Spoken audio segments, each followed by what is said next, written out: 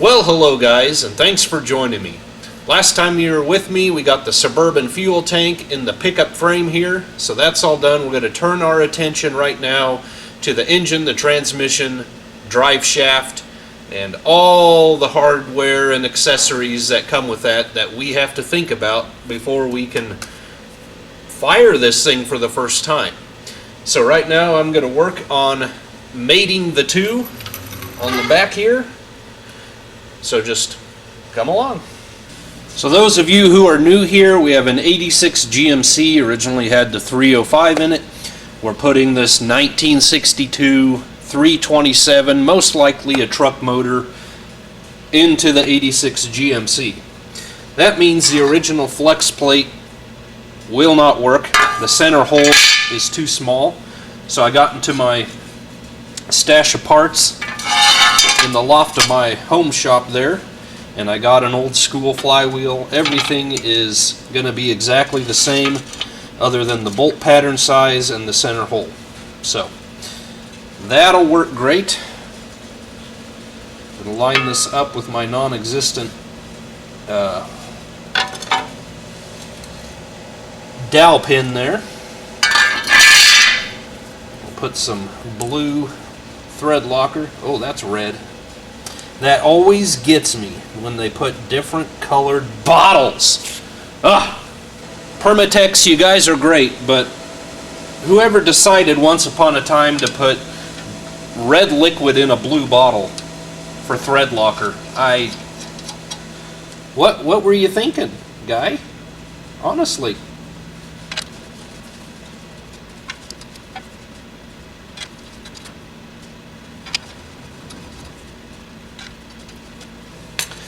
Now, I grew up in a shop in the 80s and on into the 90s where we sold Hastings filters and parts, anything that they would make, you know.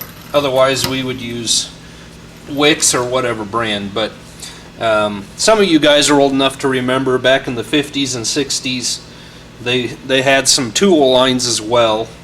This is an old Hastings torque wrench that I have, and I just saw it on this old 62 block. It'd be kind of fun to use this a little bit, and I wanted to check against my slightly newer Craftsman how accurate it was still.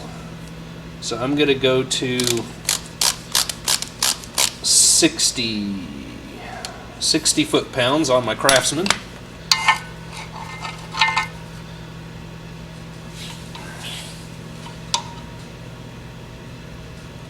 And right there is 60.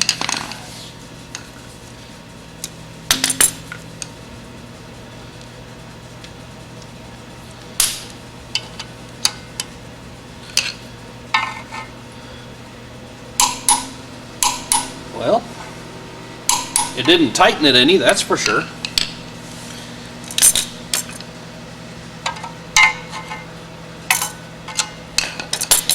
Guess a guy needs a socket on it.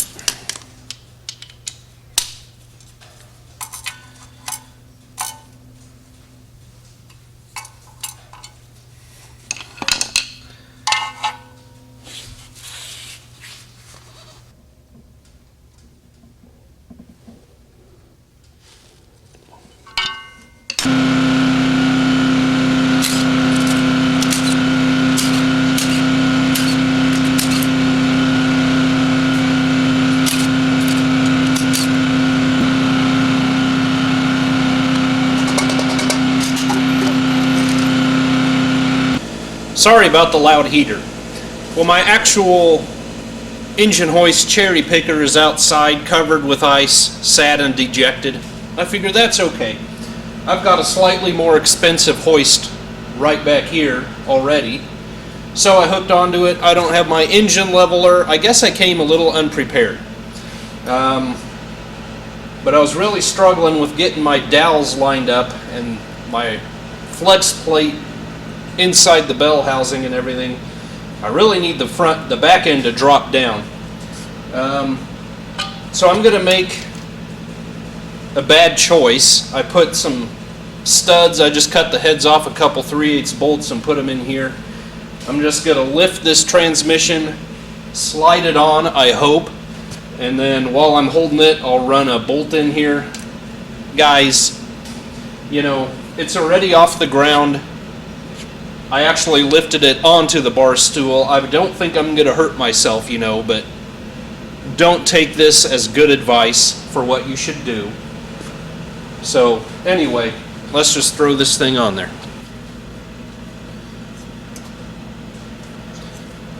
The biggest trouble is you want to use that bell housing for a handle, you know. Okay, get in there.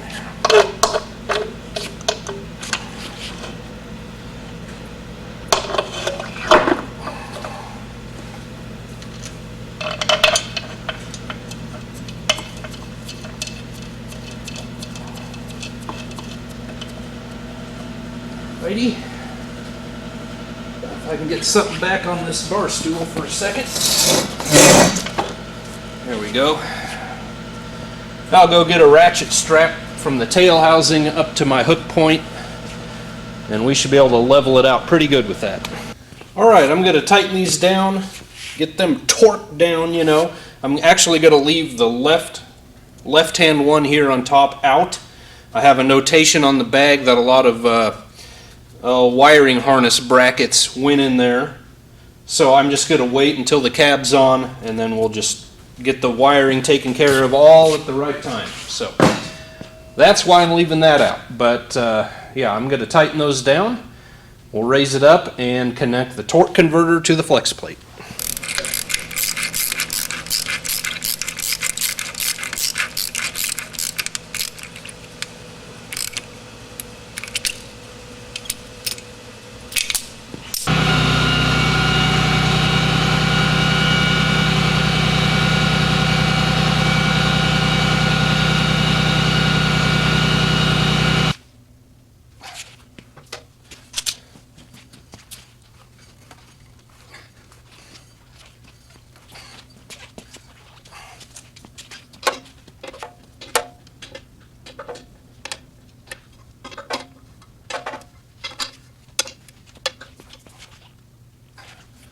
Okay, well, I guess my starter is at home. I'm going to have to dig that out. My inspection cover I have here, but I want to give it a coat of Rust-Oleum semi-gloss black. You know, my restoration lifeblood, like we discussed last time. So I'll take care of both of those later. That'll be easy enough with this just sitting on the frame to get to. I've got my motor mounts on, the upper part, obviously. So I think I can just drop this in. Transmission mounts on there. Let's just do this.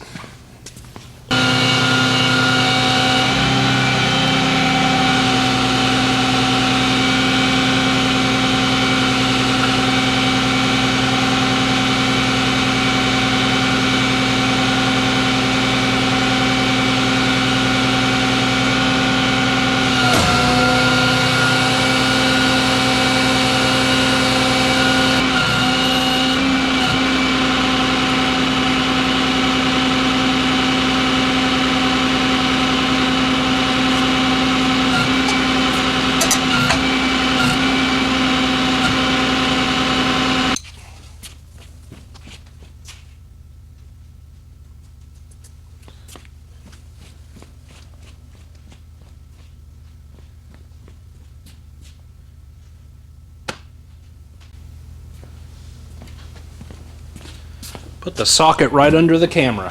What a genius!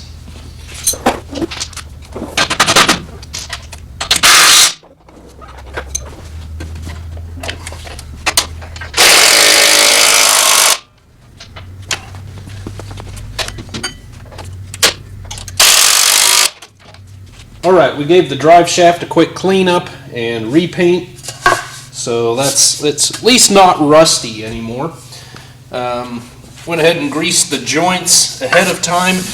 Didn't get it carried away with the rear one because, well, we just caused a grease eruption, you know. So I'll probably hit that a little better at the end. I threw some slickum on the shaft here and the seal.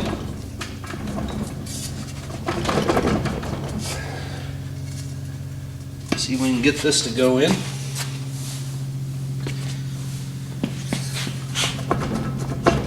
There we go.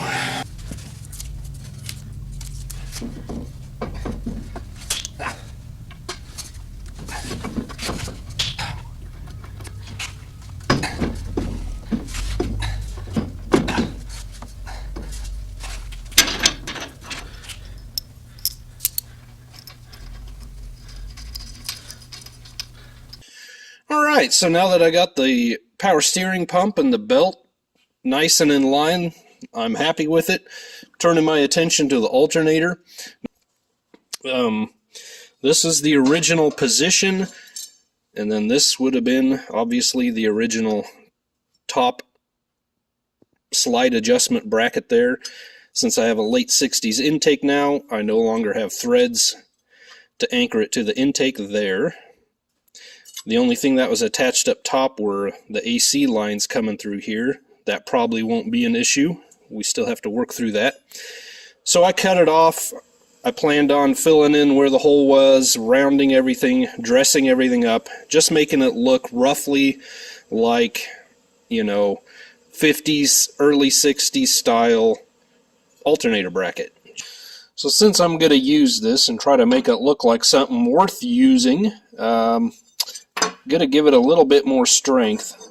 So I made this little piece there because there was a big hole here, so I'm gonna weld that in there, and then to put more lead back in its britches, I'm gonna you know, since I'm losing all strength, since I'm no longer attached to the intake manifold over here, so whether this thing can move back and forth is the weak point obviously is right there. So just going to reinforce that with a bit of angle iron I cut out. So I'll weld these up, smooth it all out, make it look nice, and we'll go see how it fits in a bit.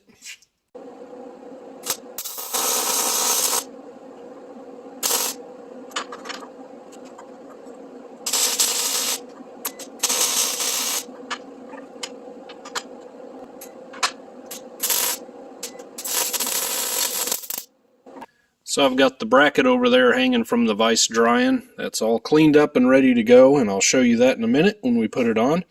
But I thought I'd give you a little update here. I have everything pretty much cleaned up, painted, bolted on, settled down.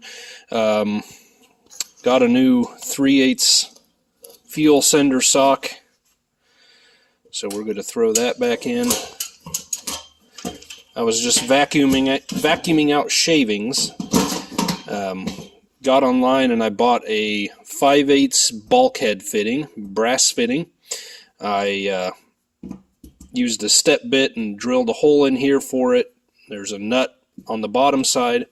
Then I put a washer and an O-ring under it on this side. So hopefully that'll seal that up, and then I'll get my 5/8 vent tube hose through here, and that'll follow, hopefully coming up to the rear tail light, so I can throw this away, pop the hoses back off, get my lock ring on there. Of course we'll find a ground for it. Now the rubber I used on my top corners of the gas tank, as well as under here at the straps, I was just at Walmart, found garage door bottom seal, and this stuff is the kind that's kind of a softer foam rubber, and that worked out real well, kind of the right width for my straps there. And put it on the top corners like I said. Got all stainless hardware there so that, you know, it won't rust, but when you try to go back off, it'll gall and really get stuck. So that'll be great. I also put transmission lines are clipped in and ready to go. Starters down there ready to go. I need to get my positive battery cable hung up to the oil pan bolts and so forth. And that'll be ready to go. Just little by little getting this thing ready. Hopefully, I don't know if it's going to happen tomorrow. I'd like to get the carburetor rebuilt. Otherwise we're going to have to start it with the Edelbrock, but we're going to get there. Well, there she is. It's a little bit tacky, and I need to refinish the hardware anyway, so I'm not going to tighten everything down.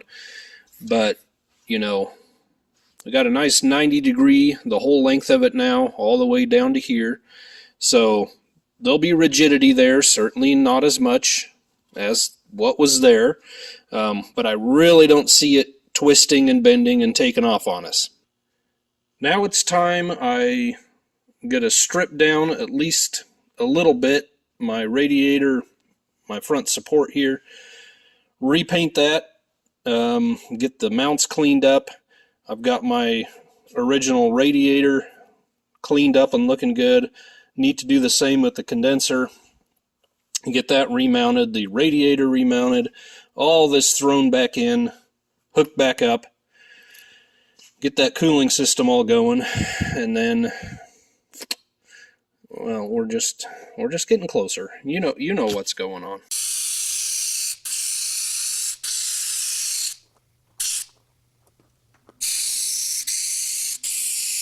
Already given all my bumper bolts here a couple good squirts of penetrating oil, so hopefully, hopefully they go easy, you know.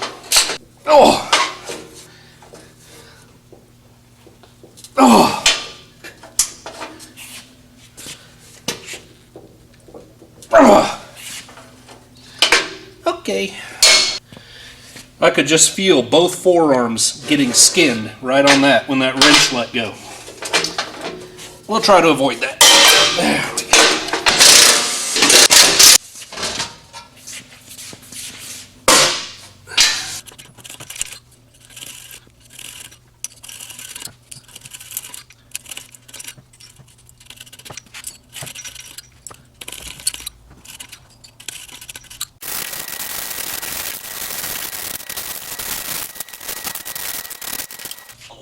By the way, his sloop, his carcass was cast in the way, and the ass stood by. The line also stood by the carcass. It will come down to the final thing. The ass and the line. I want you to think about this. The ass and the line, two problems. The ass.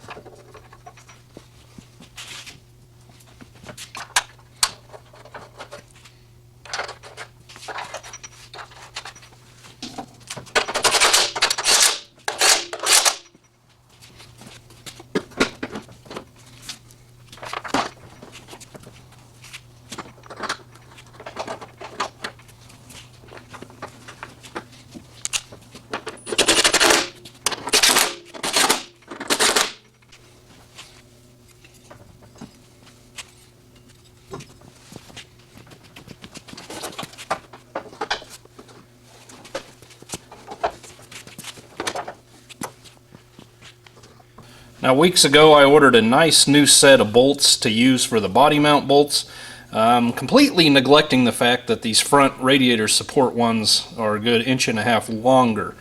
So won't be able to use those. Just grabbed 1/2 inch bolts off the shelf. That'll work for now. Not putting any thread locker on or anything like that right now. Just want to make sure it's held in place. These bottom washers originally would have been gold cad plated. Not going for a 3 trillion point restoration on this project, but I do want some protection on it, so I just painted them.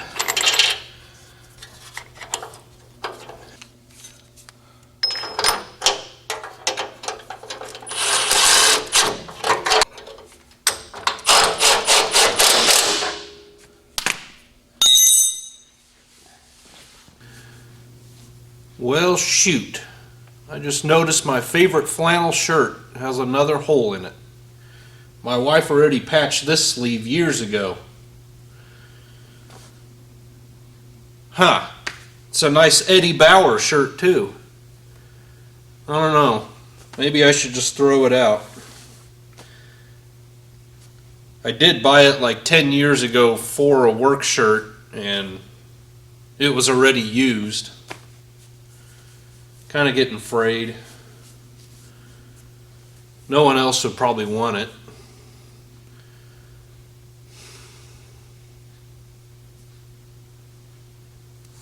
Shoot. Now, I think I kind of mentioned it last time when we were working on this truck, that when you get to this point, everything is clean and going back together and looks beautiful. You know, it's, to me, the most exciting part of a restoration is going back together with everything. Taking parts off the pile and just putting them on there. It's kind of like, you know, it's like seeing your bride coming up the aisle in her beautiful gown. Her hair's all up like it usually is not, you know, and you're never more proud. You know what I mean? Maybe that's a bad comparison, a car versus a woman. But anyway, I got to thinking the other day I'm going to need a set of gauges to hook to this engine when we start it here very soon for the first time, so we can keep track of temperature and oil. So I was thinking, you know, through my stash of parts, I should have a set of mini gauges somewhere. But what was I thinking? I've got a set of gauges right here. So let's install those real quick.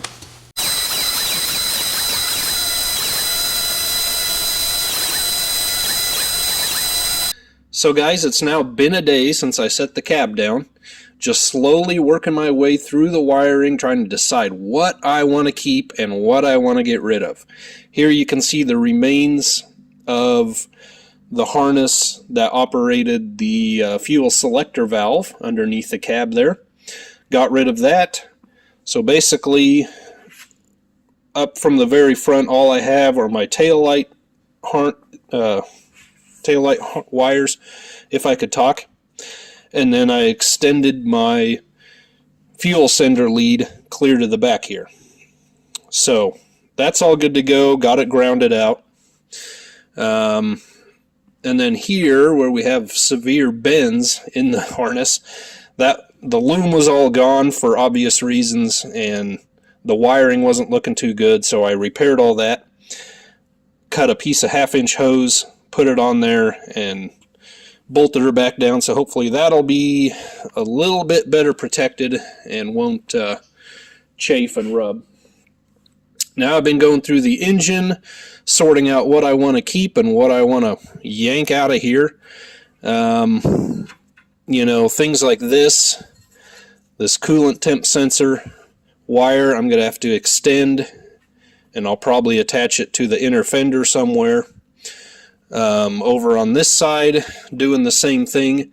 You know, one thing I just absolutely never liked from vehicles of this era, they had the little spot welded on brackets on your valve covers, and they just put engine harness smack dab right on top of this thing.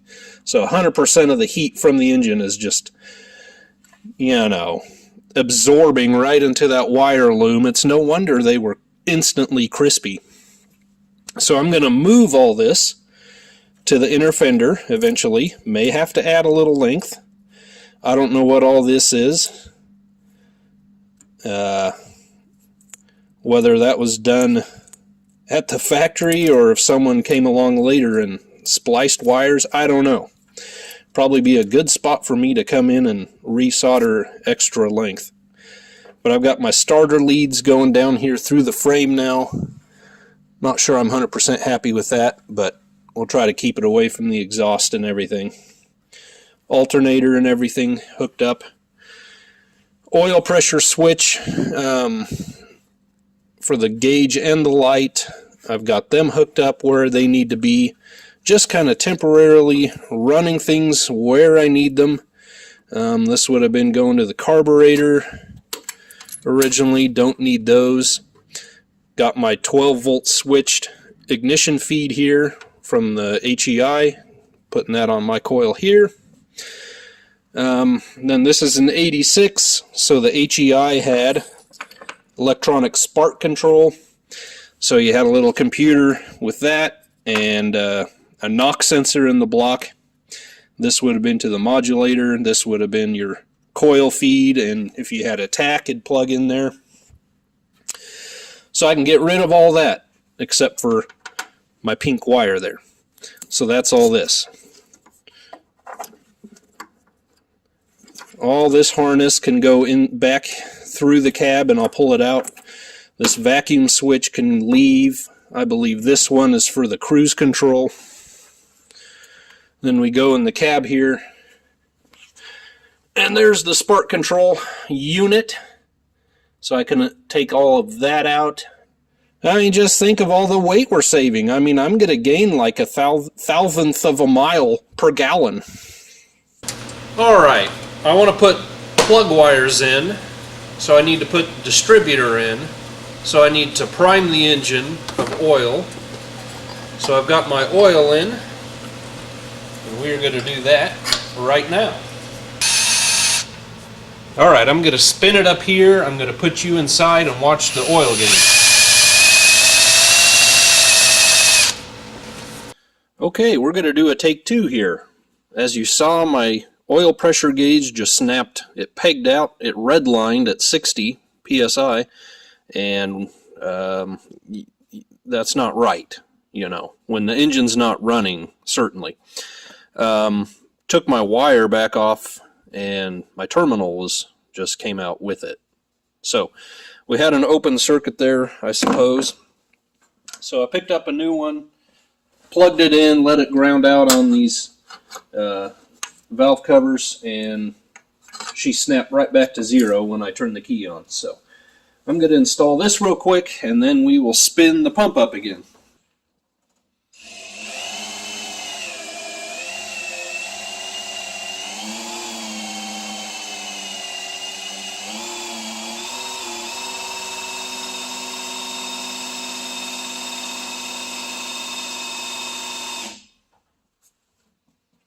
Now, it seems to me that traditionally on these old small block Chevys, I would usually just aim the rotor at number 1, and that would be my corresponding terminal on the cap.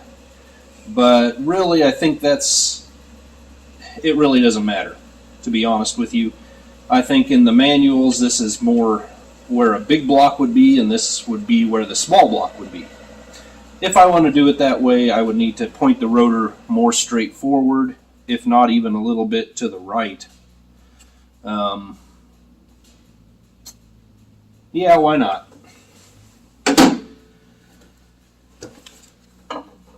So let's see where my oil pump shaft is. I could probably go about there. I don't know. I've got a gasket on this thing, so we'll just see where that comes out. I want my vacuum advance about there. We want to come out, see where this gets us. Okay, that's pointing right at the alternator. A little off to the side. Well, what is that deal? Okay. Right at the alternator. My number 1 is more towards between 2 and 4. I can rotate it at the alternator. I think I want to go back just a touch.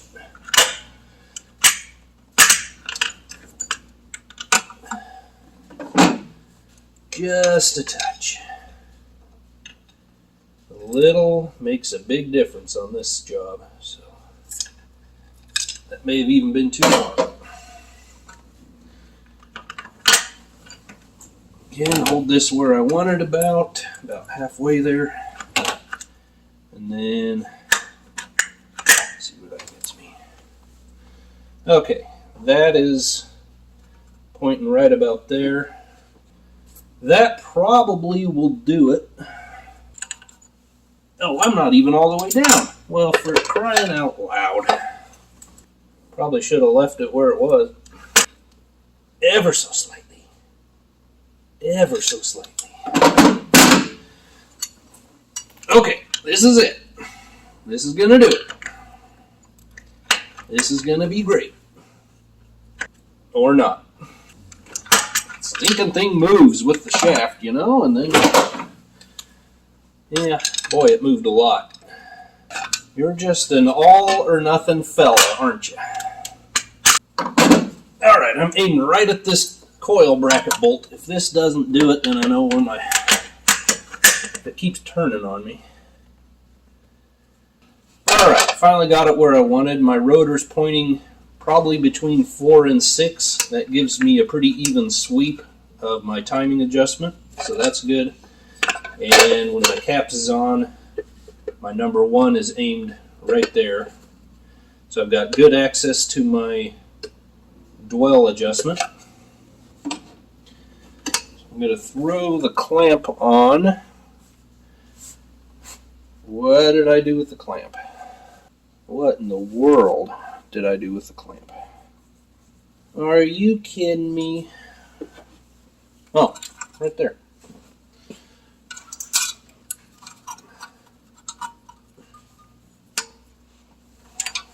Okay, now I just want to watch my points and note when they just open.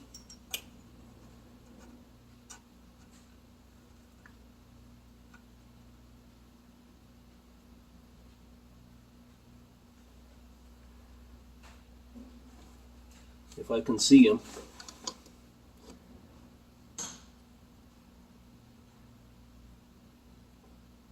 So right in there, snug that clamp bolt down.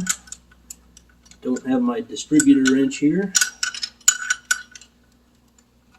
But that'll work, and then we can still move it.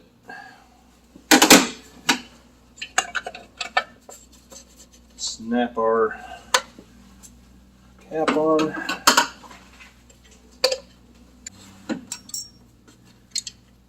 Distributor lead.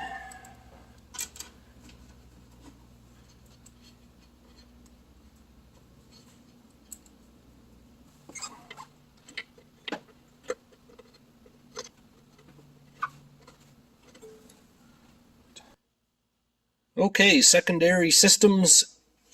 Check. I may look into getting brackets. I know I have an original bracket here that kind of comes up here, and you have a plastic clip. The plastic clip is the problem. They just get old and brittle. You know how that is. So I need to look into if there's a new version of that or whatever.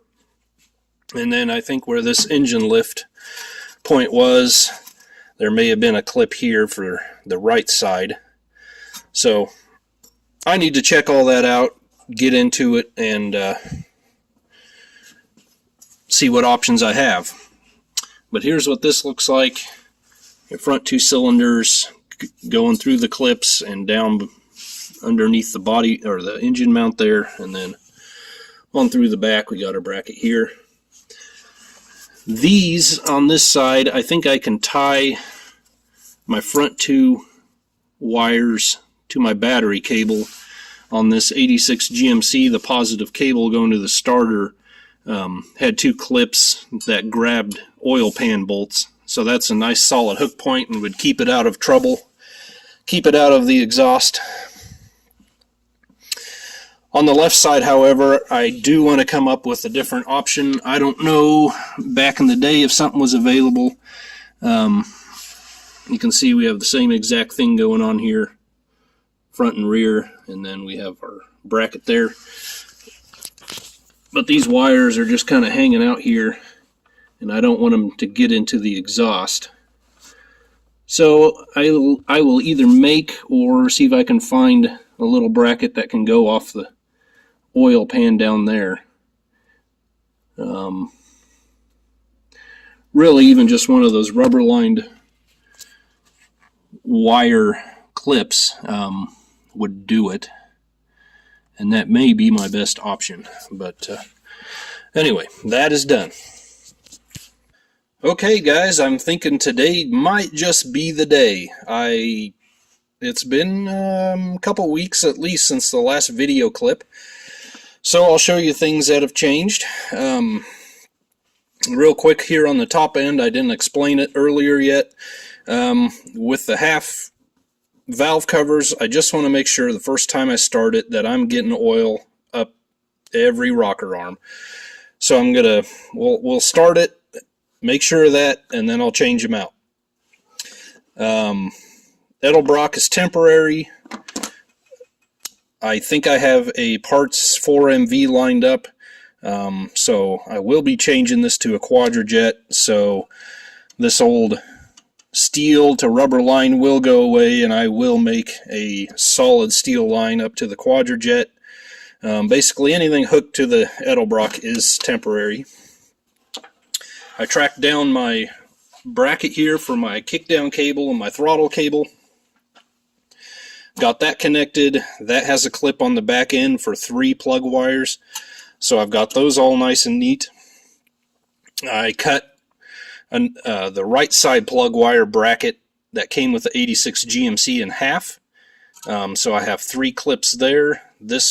It would have been a Y-shaped ordeal, so this provided 3 clips up top and 3 clips down here somewhere, just to keep it out of the exhaust, the original manifold. So I cut it in half because I didn't need both sections, and the other half was broken anyway. Never really understood why they only made 3 spots for the wires. Obviously it wasn't needed, the 4th. They were routed somewhere else, but anyway. My throttle cable was stiff as an ironing board. Could not get it to bend where I needed it to bend. In fact, the plastic sheeting just cracks when I try to bend it. So that was cheap enough. That's an ATP. That was $11, I believe, on eBay. So I still need to get it sealed up on the firewall, but that's hooked up. You know, it's not really even necessary at this point. Over here on this side, I started to make a rod for my choke spring going up to the Edelbrock choke, but decided it wasn't worth the time spent. I still need to modify. This wasn't quite right, wasn't quite going to get the sweep of the choke, and just decided I'm only running it for the first time here with this, hopefully, so got to put that off. I think I have all my vacuum lines that I need to for now sealed up, sealed off. This is going to the modulator on the transmission. Then we go down underneath. I think I talked about making clips or finding clips for my front 2 cylinder wires. You can find similar looking clips like this on Classic Industries. They're $8. If I was putting an order in to them, I would have just ordered 1 or 2. But I'm not about to pay $20 total, you know, with shipping and everything for something like that. So I just found something similar in my junk bins at home and made one. And it does the job, so that's what that all looks like. And then we can see our clips going up here close to the bell housing. So everything's good there. I cut the top ends of my old 86 GMC Y pipe off and just bolted them to the bottom end of the ram horns, just so I get the heat away, you know, just to help get the heat away from the engine, just for running it and starting it and getting it kind of dialed in here first. I don't have the spare cash yet at this point to get a whole new exhaust system, and I just wanted to run it, so that's what that's looking like. Other than that, I have 2 or 3 gallons in the radiator. I can top that off as we go along. I put a gallon of ATF in the transmission. We will check that as we go. I have my high dollar fuel cell hooked up here with suction and return. I have my high dollar squirt can here to fill the bowls in the carburetor. I really thought about putting it in gear and driving it around a little just for the sake of the video, but that would mean I'd have to bleed all the brakes because there's a ton of air in the lines. And the cab isn't bolted down, not even close to getting that done. I still need to modify, well, basically just put nuts in there where I had to cut out the cage nut on this body mount. And I'm missing the big body mount washers on the bottom end yet. There would have been a bunch to do, so maybe as I get that going along and I feel more comfortable, we will drive it around in this condition. Alright, I've filled my bowl through the vents here. See if we can, I don't know if I can do this and hold the camera. See if we can get a shot of the squirt going on. There you go. So we're ready to go in the carburetor.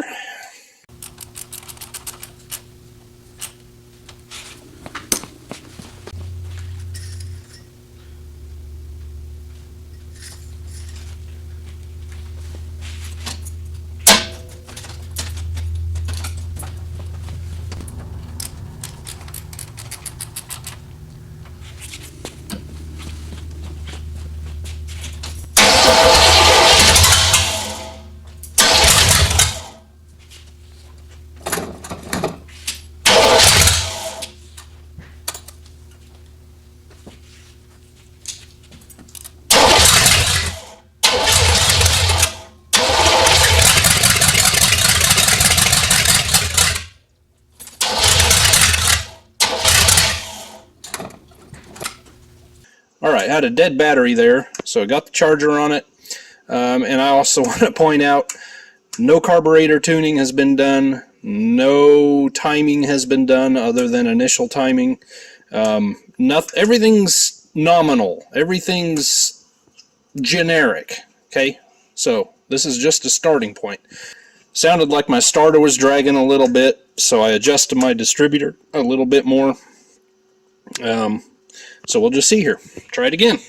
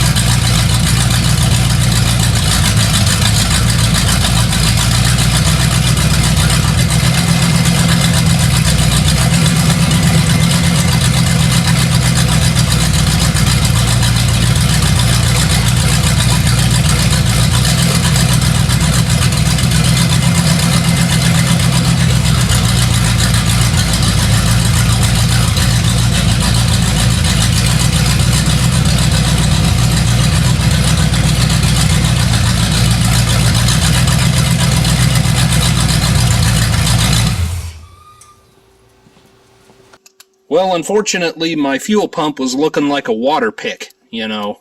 Personally, I don't use them, but that's what it was looking like. We had a super soaker size stream of fuel just shooting right into the radiator here.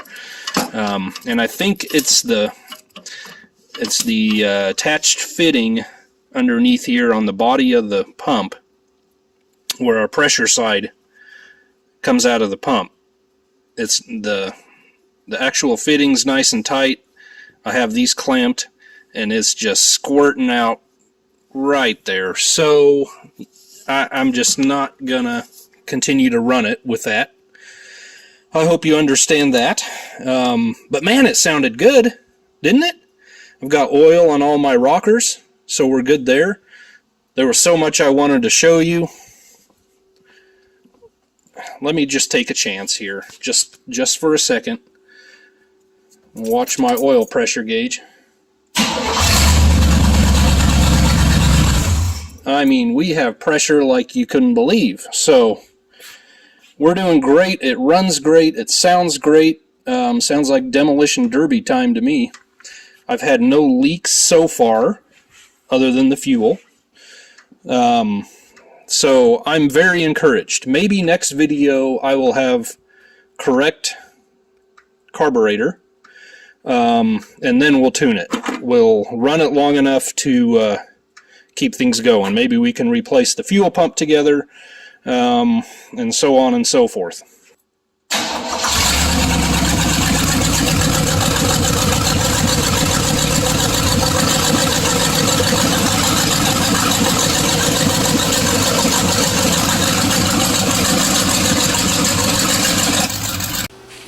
I wanted to look like Buddy Hackett on It's a Mad, Mad, Mad, Mad World. I just don't have the cheeks for it. What am I thinking? I forgot all about my new Jimmy shirt, you know? Well, that's going to have to do it for today. Unfortunately, it's not how I wanted to end it. I wanted to get this thing dialed in a little bit better. Not that it really matters because of the carburetor.